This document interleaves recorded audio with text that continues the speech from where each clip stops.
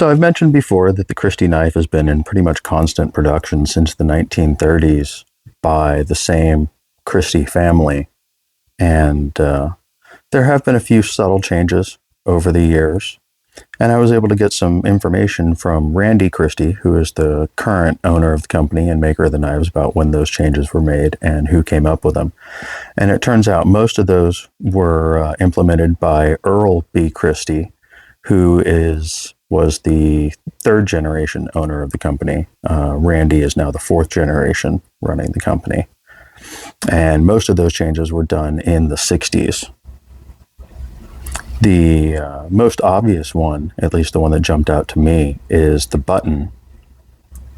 You can see on the old vintage ones, it's a dished button, slightly smaller diameter than this kind of flush mount stepped button that you have on the more modern version. This is a pretty modern Mariner version, so it's all solid brass. That gives the button a little more stability. This one has a teeny bit of play, whereas this button doesn't really flop around much at all. And then they also added that little arrow underneath the button showing you the direction to unlock the blade. You can also see the bail implementation on the original version was definitely a little more involved in a manufacturing process, and gave you a little less robust of an attachment point. This original style, you had to drill 2 holes slightly offset because the wire ends were then folded over next to each other inside and soldered. And this solid piece could be stamped out very easily. You just slot the handle the same way you slot the handle for the blade opening on the other end, slip that in and solder it. Very simple, easy process, very repeatable, and also very much more robust than the wire bail with a little jump ring on there. A little more subtle changes. Over the years, the screw head size has been slightly increased. They weren't able to give me an exact date on that.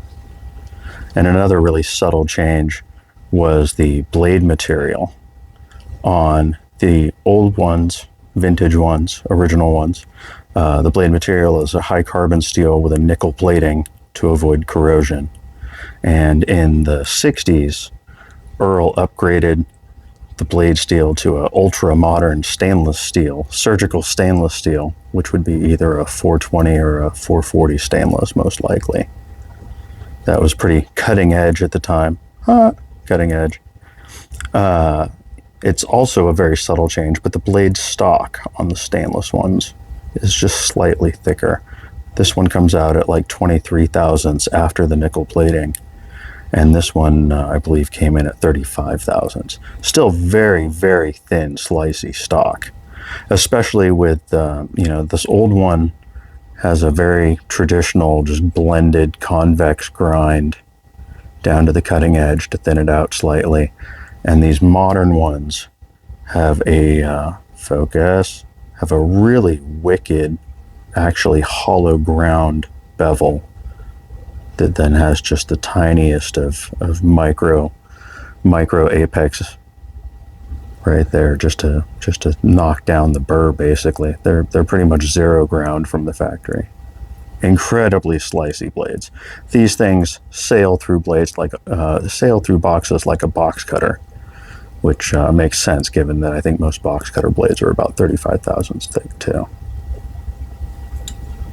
So yeah, they are basically the exact same knife. Very, very subtle changes. They're still very affordable. This Mariner model is, I believe, the most expensive one they make right now, and these are $39, $40. Excellent minimalist keychain knives. And, you should never really abuse a knife, but even though it is thin stock, it's going to take some pretty decent rough use. But worst case, they do sell replacement blades. I may pick myself up a couple replacement blades and drop a modern stainless blade into this handle so I can keep this pristine high carbon nickel plated blade pristine, because that is the incredibly rare example. I've seen old Christy knives with pretty clean handles, but typically even the blade has some pitting all the time.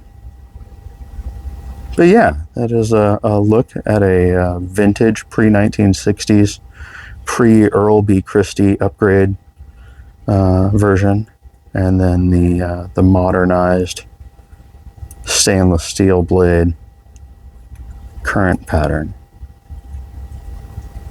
Once again, I want to thank the Christie family for this amazing aristocrat model.